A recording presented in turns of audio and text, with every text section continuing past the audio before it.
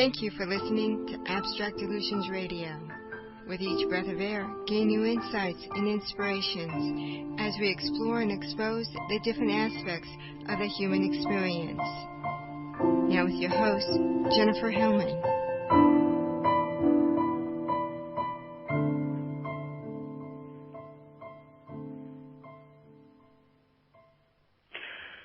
They sweep across warm hills and fields, wisps of conversation among angels, hushes and winks tucked within oaks and corn stalks, then flowing into green hollows, tender as the reflected light in a raccoon's eye when she's nesting her young in a den of limbs, leaves, and shadows.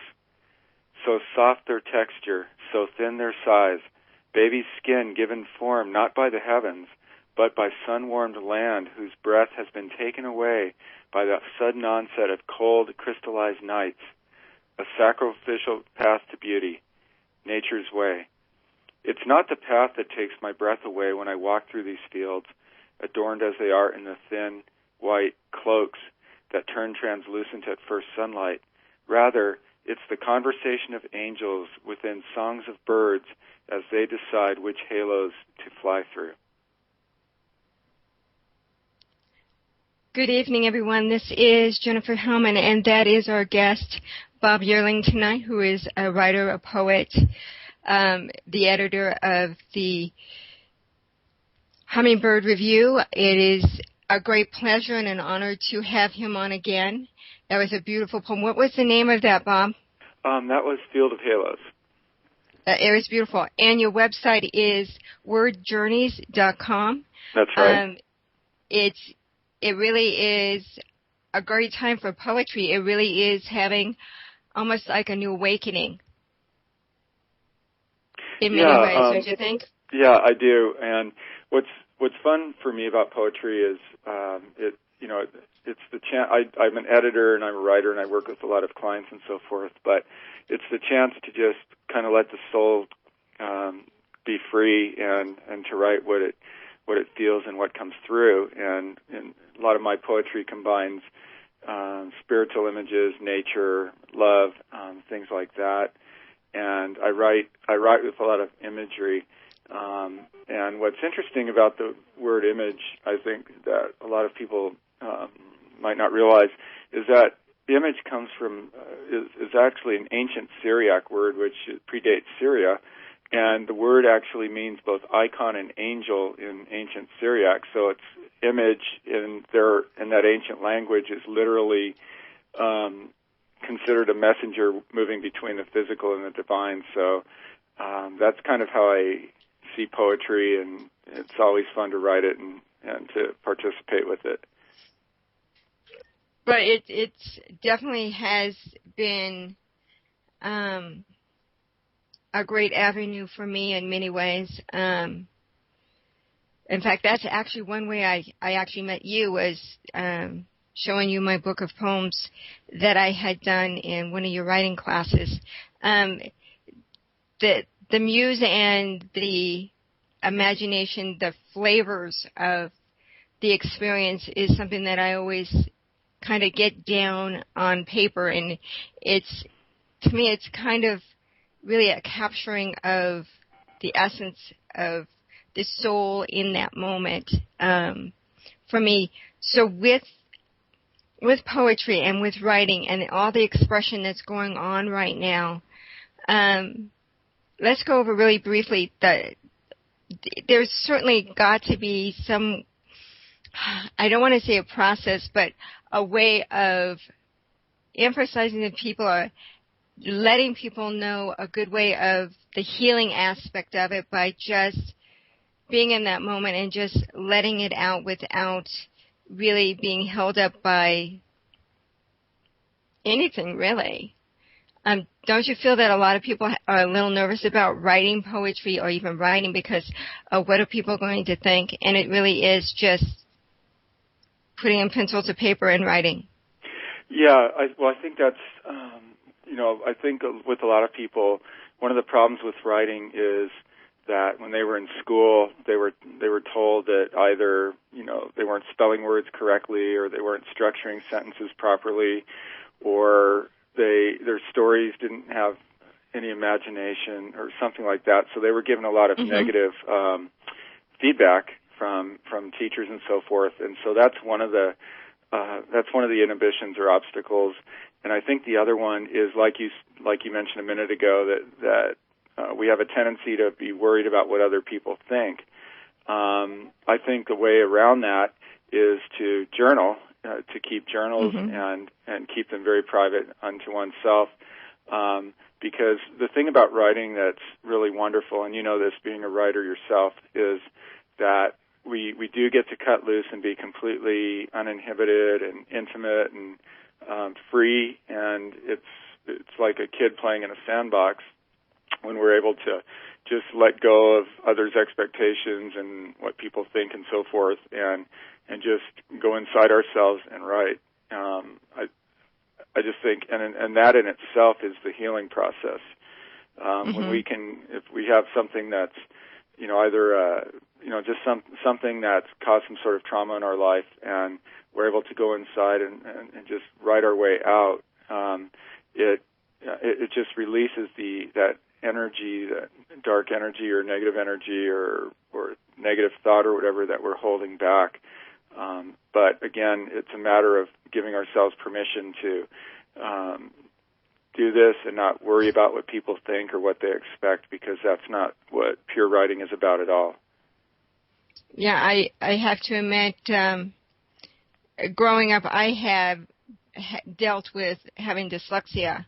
So writing, reading, it's always been a challenge for me, though I've been very lucky with a lot of supportive teachers, especially even in college. My first writing teacher, I actually flunked my English, my basic English class in college because of leaving 5 endings off of words in the final essay, but because of my dyslexia at the time, they actually waived it because everything else was fine. I just left a few D's off and INGs and S's and a few things here and there, but over the structure and the content was good. But I count my blessings because I had a really supportive teacher. She was a new teacher, and she saw promise with me. And I always find if somebody tells me I can't do something, and this is me, I take it on as a challenge. Okay, let me see how I can improve that.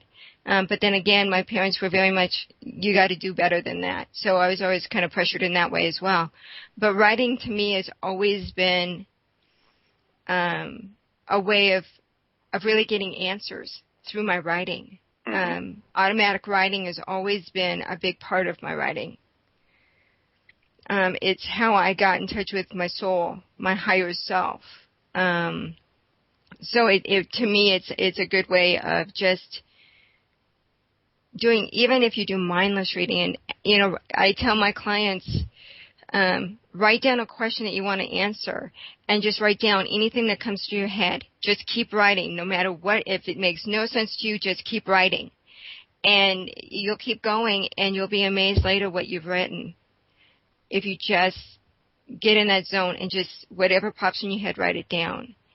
And I've written many poems that way as well. Yeah, and that's also how good fiction is written.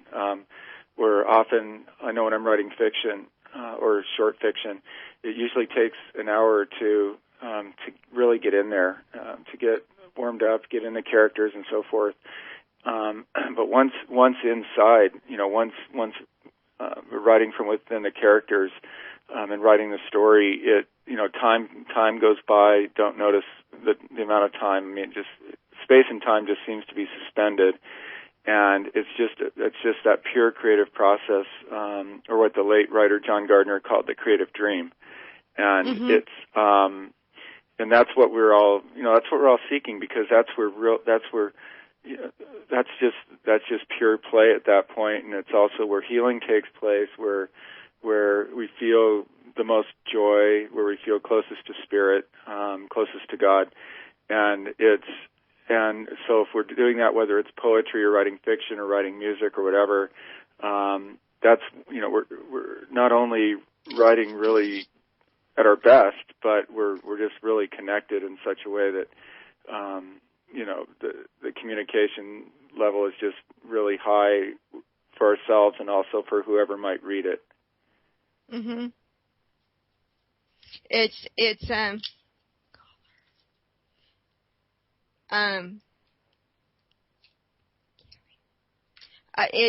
It really is a great way to just really even investigate the characters by just getting in the zone, because you never know what's going to pop up in just becoming the characters. And I've done poetry actually with someone where I became a character and they were another character, and we write back and forth, but in prose and in poetry. We created a story just out of the blue, and we just wrote back and forth as almost like an exercise of creating characters and being and feeling how that character would be. And I've done that with a few different writers, and it's been a great exercise and a lot of fun. Yeah, and that's a really good point, because one of the things that a lot of writers I've worked with and whose books I've edited and I've coached and so forth, when they might have a good story structure, they've got it outlined, they've got all their notes together and so forth, but the mistake that is often made is to stay so tight to that outline, so tight to whatever that plan is, that they don't allow the character or the story to reveal itself. And so one of the things I like to talk about when people are writing first drafts, whether it's a poem or a song or a short story or an essay or a novel or whatever, is the whole purpose of a first draft is to get everything down. That's the only purpose. There's no place in a first draft for editing.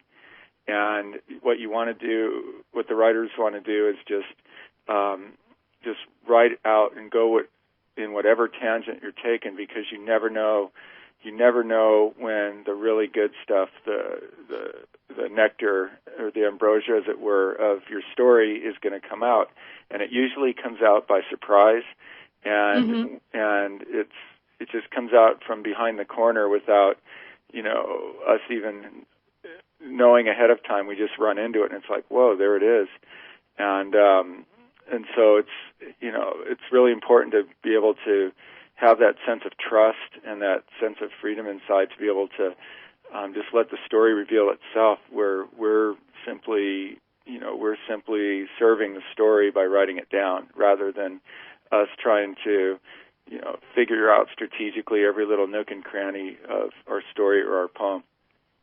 Right. If you don't mind, I'm going to read one of my poems that kind of illustrates being in that moment and just seeing what comes out. This actually is more of a channeled poem than anything else, if you wouldn't mind, Bob. Yeah, go. I'd like to hear it. It's called Stars of the Soul. Touch the stars, child, not in the night sky, but the stars that live within your heart and soul.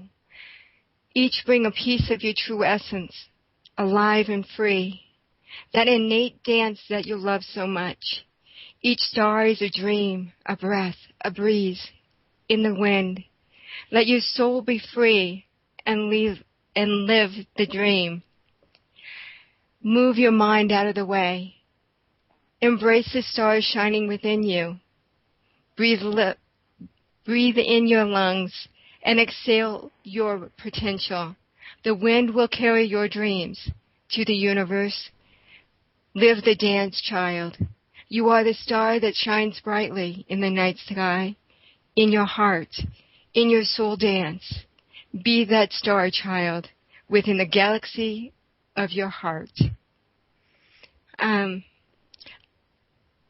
really beautiful. Thank you. And it literally just flows out of me, and I sometimes go, wow, where'd that come from? It's just the whole process